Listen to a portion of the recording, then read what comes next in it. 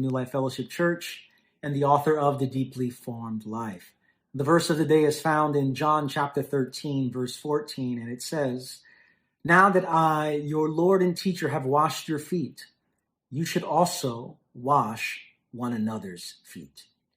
When people think about what's most impressive about Jesus, they often appeal to his miracles, the ways he multiplied bread and fish, the ways he opened blind eyes or deaf ears. But when I think about what's most remarkable about Jesus, I tend to look at his humility. Jesus's humility, it's what's most remarkable to me. In washing his disciples' feet, Jesus offers one of the most beautiful pictures of gospel love. These disciples are next to him at the table, most likely with dirty, smelly feet. And even with that, Jesus moves close to them. You see, God doesn't wait until we are cleaning our feet and our feet are nicely pedicured before he moves close to us.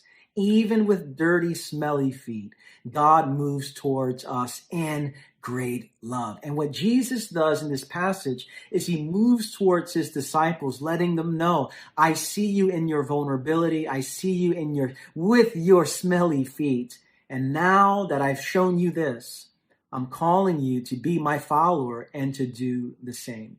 When Jesus tells us to wash the feet of others, in many ways, he literally means wash the feet of others. It's a wonderful practice.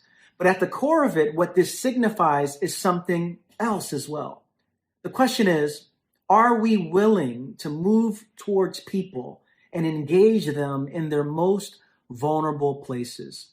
Are we willing to join others in their brokenness? Are we willing to offer them grace? That's what Jesus does for these disciples. And that's what he calls us as his disciples to do for others.